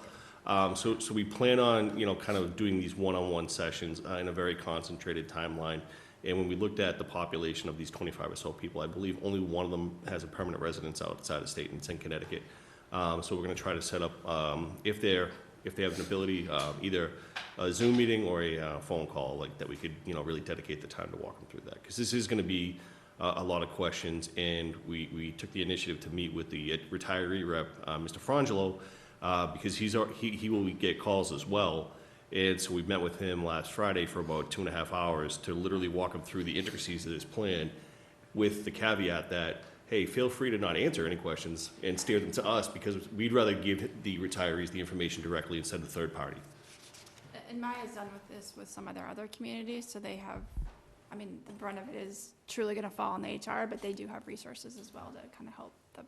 And we're extremely fortunate that the HR coordinator who started here a year ago was from another community who just did this change. So Beata Malika, who came from Saugus, she was on board and she already went through all this. So this is like old hat for her. So we're really well prepared, yeah. So we're very fortunate to have her as part of the HR team. Yeah, I imagine navigating, I'm pretty sure my father was still alive, he'd be calling Stacy.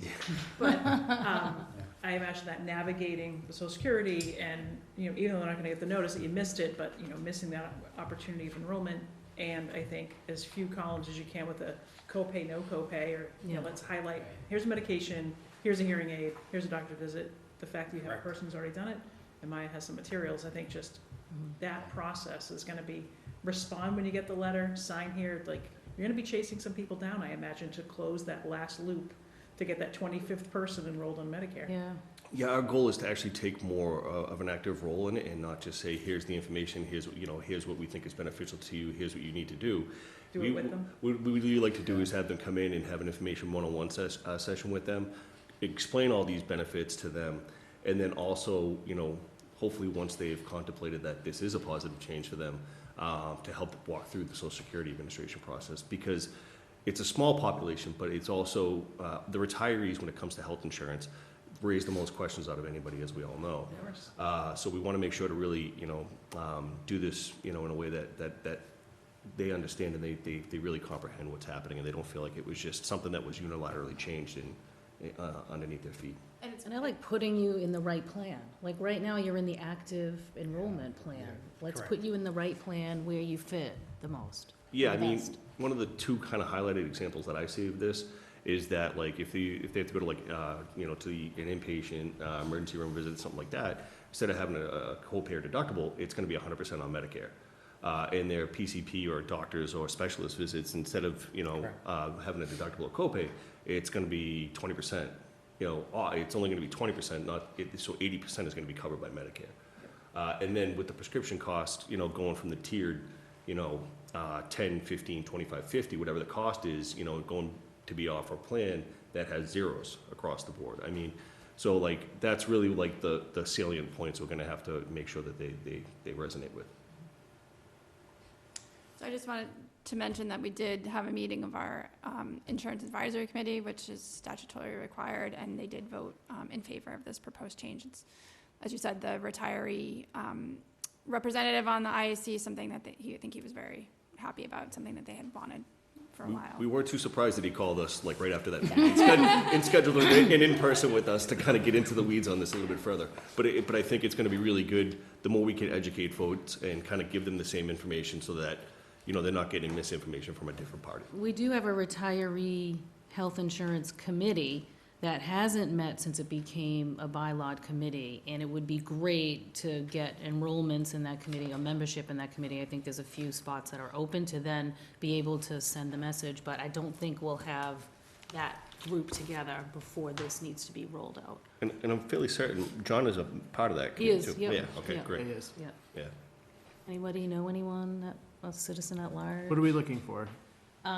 There's a town employee that gets appointed by the Right. select board.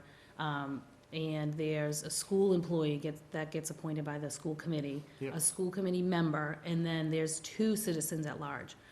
We were lucky to have John Broder, who is an amazing consultant. I think Ken's worked with him in the past. Town resident, who was so helpful navigating through all the retiree changes and issues, but he moved out of town, so left a big hole in that membership. But if anybody knows anyone that that is interested, it's posted on the website in the Retiree Health Insurance Committee page.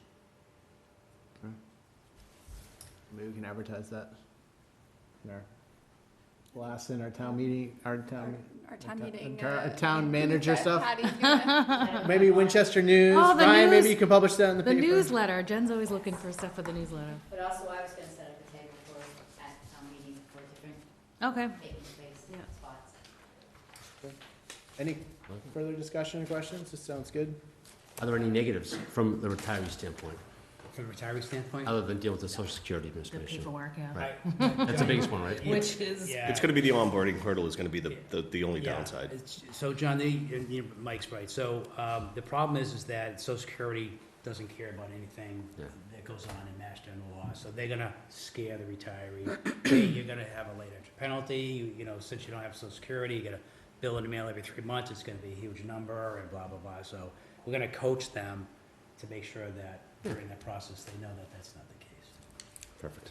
Thank you. So we have to let Maya know basically immediately if we want to make Right this after this change. meeting. So I think it would be helpful to have a motion from the board, assuming you support the change. We don't need, Ken, you can correct me, but the Freedom RX Medicare Advantage, we don't need the board, Just this just the Medicare piece, policy yeah. change. So. So what do you need for a motion here, to approve the post-65 retiree Medicare buy-in, program as proposed? Effective January 1. 1/1/24. Correct. January 1? 24. Sorry. January 1st, 2024. January, yeah, right, 1st, 2024.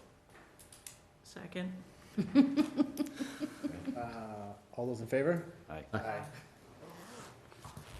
Opposed? Thank you. Thank you very much for coming in. thank you. Thank you. Good seeing you. Appreciate I it. think Stacy, don't go too far. Yeah, I can't go anywhere. I haven't had the privilege of meeting before.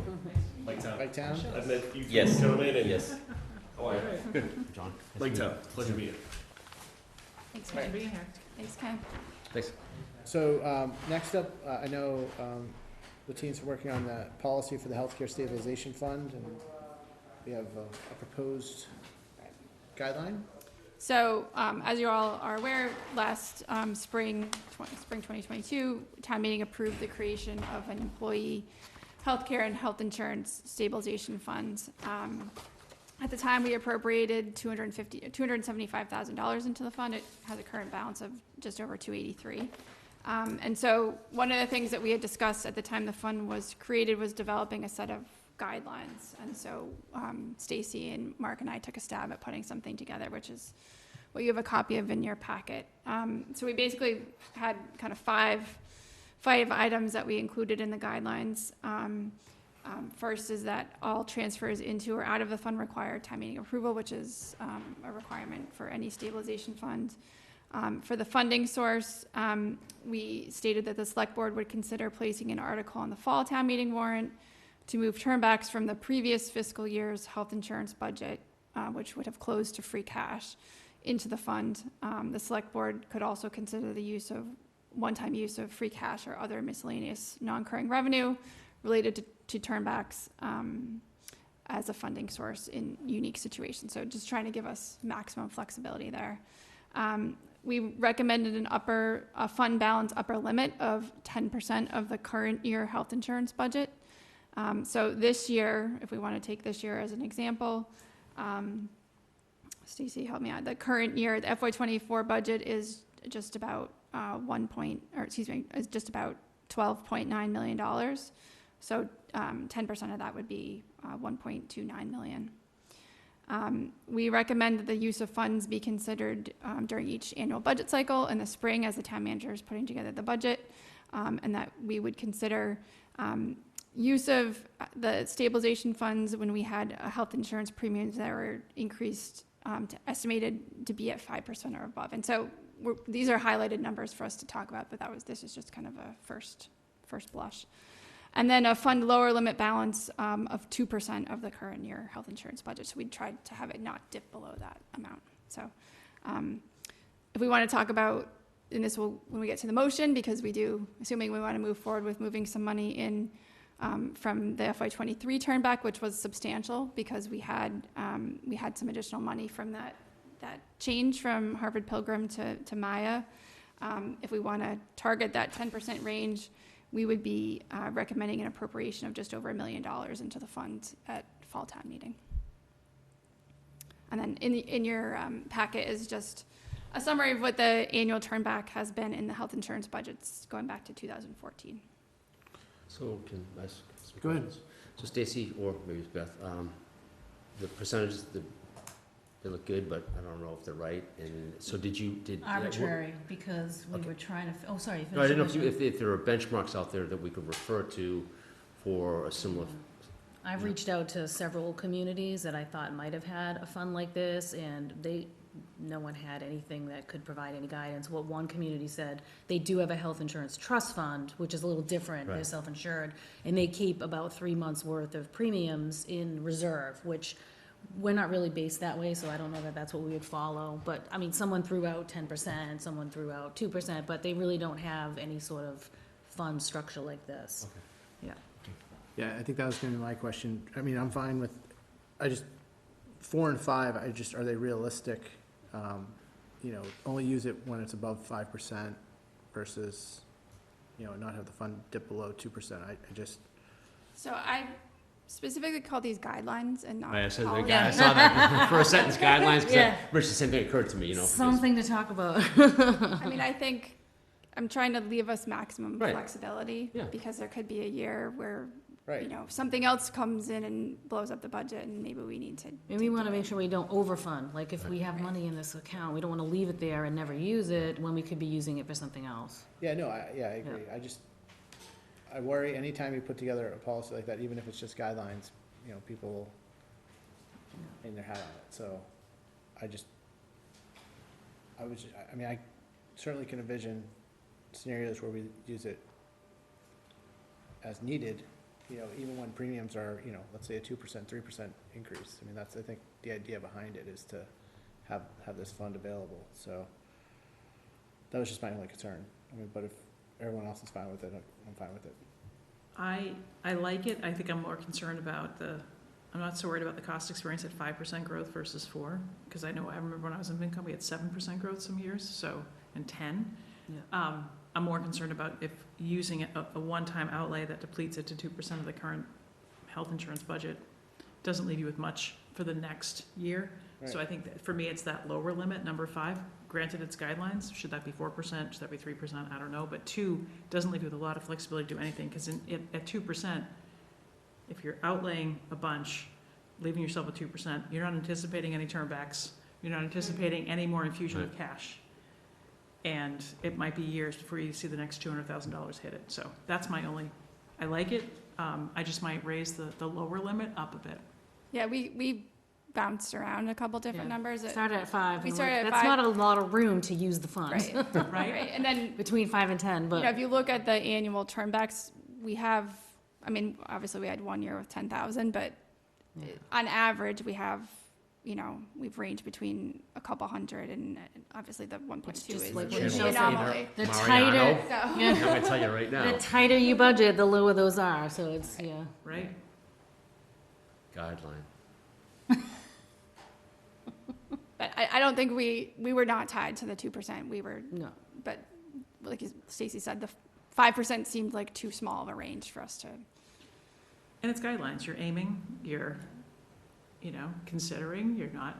We just hard are and trying to fast. think about when we have reserves, where can we put them and where do we want, if, you know, capital wants this, health insurance wants this, OPEB wants this, like, there's so many buckets, and we just have to set, like, some guidelines as to, I also think you live with it for a Where they couple of can. years, and you revisit it, and you're like, Yeah. okay, that was, That's right. And it's where we have exposure too. I mean, this is really why we started this discussion. We did have 1 year that was 12% increase or something like oh, that. it was 15 or 50 16, and then we 50. had to go to the PEC Yes. and match the benchmark plan and change the design, And and, you know, we weren't Good prepared. times. yeah. We weren't prepared to do that, and you know what our concern is that when our solution to that problem is to make a plan change, you know, that impacts our employees who, you know, count on that. So I think that's the strategy here, is to stabilize that for the future, so it's not going to get a budget hit, especially when we're looking at being, you know, in the out years, you know, of our budget and looking at overrides, and our budget's running a little bit on fumes. You know, it would be bad to not have this there. So I really appreciate this. Is very well thought out Yeah. and executed. And we can Definitely still helpful. ask around, and I have a couple of accounting meetings coming up. I didn't reach out to every single one, I didn't put on the listserv. Yep. But I can certainly reach out to those I know who have good planning, I don't know, I don't wanna say acumen. Some communities might not wanna follow their advice, but, I can certainly reach out and see how others are doing it, if they have something similar, and get some more information for the future. Yeah, I think the plan is to have something in place for this town meeting, right? So Yes. that when we go ask for this money, we have a policy, so I appreciate Mhm. your willingness to do that. But I think this is a good, if everyone's comfortable with this, I think we could start here, and we can always change the guidelines as we Yep. go in the future. Go 2.5 for the lower That's limit. that's what I was going to suggest, but I didn't know if that would be, you know, sure. And as John was saying, we can always change it Yeah. and change the policy. Are there any other stakeholders that need to review it, the personnel board or anybody like that, that would be helpful for us? Not the personnel. No, board. there's somebody- no. No. I don't They think don't so. have a quorum these days anyway, so they are Yeah. in desperate need of Maybe another finance, member. I mean, finance committee might, but I don't know, it's a board policy, but if you wanna get other boards, It might be helpful to circulate it, because we are going to town meeting asking for this transfer, and, Yeah. you know, Mhm. we don't want necessarily. cause to they'll be- get up and give their opinion about the article. Yeah. Yes. So that might be a good idea. Yeah, I'm trying to think. circulate that. I don't know if personnel board would.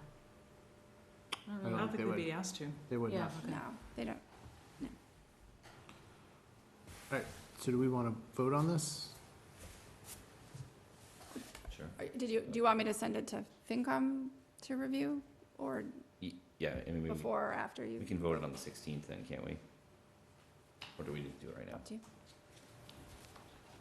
Well, we can vote it whenever we want. I think it's, I think we'll have to put a number in, which is a separate topic for our motion, right? Right. Right, so right now we have using this policy of the 10% upper limit. We have a warrant article. We have a very exact number of $1,008,085. That would be in your motion for fall town meeting to move into the fund. But we're gonna vote that with the other articles. Correct. Okay. So it's separate and apart, so we can Yes. wait on this and We can still wait vote on our this. motion. That's As what I'm long as you're thinking. comfortable voting that number without voting the policy first. Yeah. Yes. I am. Okay. Yeah, I mean, as long as, you know, FinCom is okay with it, I mean, we're gonna be, I mean, the number is important to them as well, right? I mean, we're using turnbacks for it, so they might have a different idea What's of what they want to use important to turnbacks for. note is that any sort of presentation about the reserve percentage in the future, this was not included in the reserve number because of the intent to move But it to the health insurance stabilization. stabilization fund. Yep. Right? Okay. So we can get some FinCom feedback and vote it on the 16th. All right. So I think that does bring us to fall town meeting warrant articles. Did everyone have a chance to look at the motions? I don't think we need Stacy. Do you need me? If We you do don't not wanna need you, stay, Stacy. no. Thank Stacy, you good for work, coming. thank you very much. Thanks, Stacy. You're welcome to stay.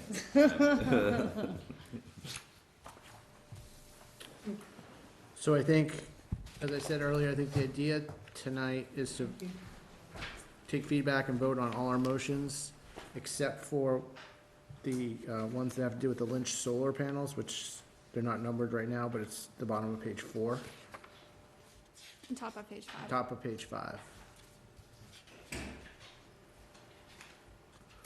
Do you want me to, That would be the motion eventually. Is there, do you want to run through them, or? I'm happy to, if you want me to. Sure. Um, Anyone have any questions, or? I don't, I read them. Okay. Do you want me to talk about the solar, I know we're not voting them tonight, but do you want me to talk about the solar ones?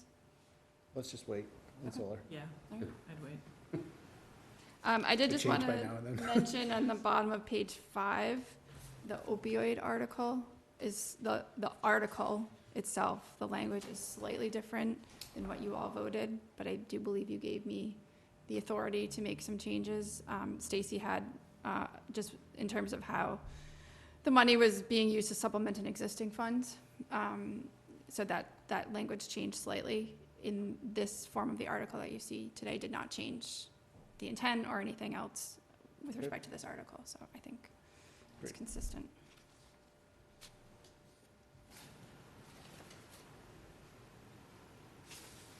Any questions on these? Everyone okay with these motions? Yes. Right. Hit the stables button, that's easy. Ready, need a motion? And we're keeping that number in the, for the health insurance. Yeah, is everyone okay with the 10% Yeah. number? Yeah, I Yes. thought so. Yeah. Okay.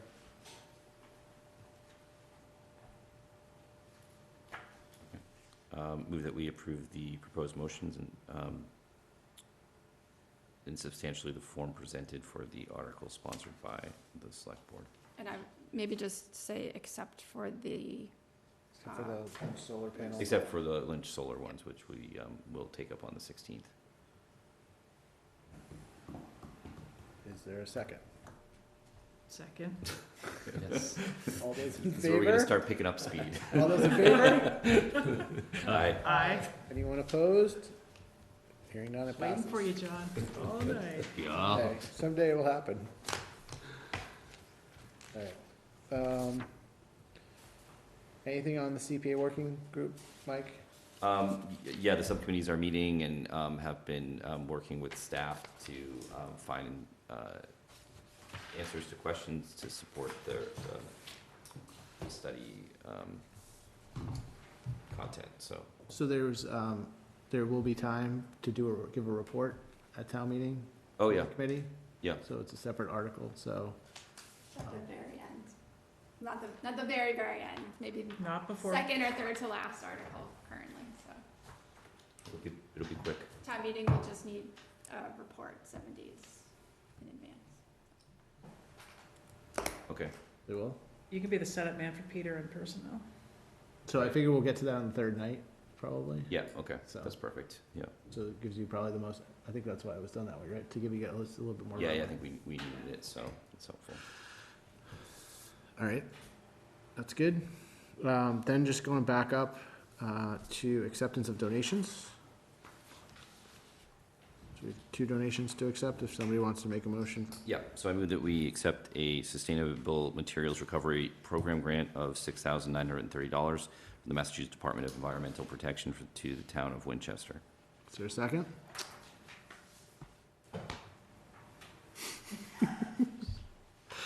Is there a second? You can't make me. There you go. All right, I'll second it. All those in favor? Aye. Aye. I move that we accept donations in the amount of $10,000 and $5,000 from the Mary Murphy Foundation, $5,000 from the law firm of Hall and Sullivan to the town of Winchester to be put towards the John J. Sullivan. Oh, sorry. No worries. John J. Sullivan Memorial with gratitude. Second. All those in favor? Aye. Thank you for those donations. And then Beth, do you have anything that we haven't covered tonight that you want to cover in your town Just a manager's report? few, not, a few quick items. So, Health Department has, several public health, public flu clinics. One on October 10th, which will be a high-dose only clinic for folks over 65 years at the Jinx Center. And then, following that, there'll be clinics on October 19th, the 23rd, and November 8th, which will have seasonal flu shots available for anyone 6 months and older, as well as flu mist for folks under 50 years old. And you can, as always, sign up on the town website. There is some water main flushing going on the west side of town right now, so folks in that area, we should have gotten a reverse 911 from the town. Run your water mic. Yes. There is, last night, actually, there was the virtual public meeting by the MBTA presenting similar information from what they presented to the board. Construction updates, really not too much more to update. As we talked about before, Lake Street Bridge target opening is mid-November at this point, which the precast has been ordered, so I'm hopeful that we're on that timeline.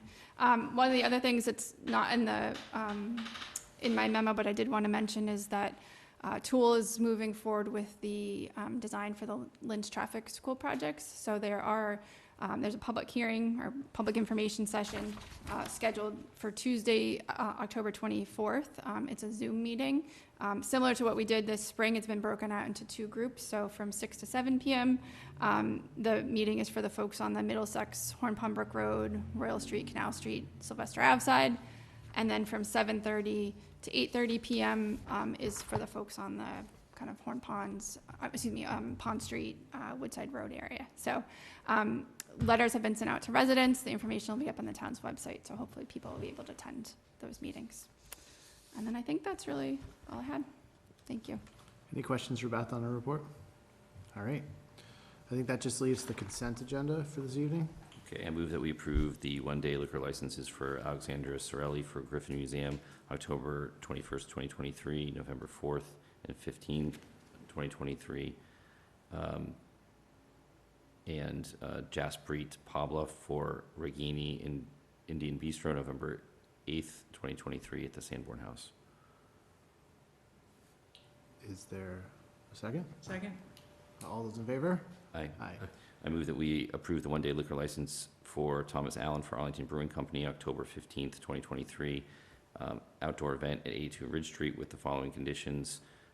Post no alcoholic beverages past this point, signs to keep attendees in the contained area. A police detail is necessary if required by the Winchester Police, and no parking at Mullen Field without the permission of the Winchester Recreation Department. Is there a Second. All those in favor? Aye. And I move that we approve the meeting minutes for August 14th, 2023. Is there a second? Second. All those in favor? Aye. Aye. Anything else we need to discuss tonight? Just one quick question. I've been getting a lot of texts and phone calls about us limiting one-day liquor licenses or removing them. I don't know what that's all about, but there is, Limiting them? yeah, I don't know what's going on. We had, I think I mentioned at the last meeting, we had a meeting with several stakeholders talking about some of the recommended changes the health department had to our to the select board policies and regulations. We're still working on evaluating those possible changes, and we'll come to the board with some recommendations. So what, I mean, what's the big picture on those? I mean, is there a recommendation that's in the mix to remove one-day liquor licenses? No. Okay, Not at all. okay. I don't know anything about it. All I know is that I So keep getting a bunch of phone calls. Jen Murphy was here. Yep. And she presented those changes. Yep. And then we told her to, get feedback from stakeholders. That meeting occurred a couple weeks ago. Okay. Feedback, it was a good meeting with the stakeholders. And then staff is now revising those recommendations to present to the board. Okay, fair enough. But they're not disappearing at all. Not much is changing Okay, in the process. well, that'll be helpful for me to convey to folks that are otherwise alarmed. Yeah. Anything else? No? All right, motion to adjourn. So moved. Second. All those in favor? Aye. Aye. Thank you, WinCam. Have a good night.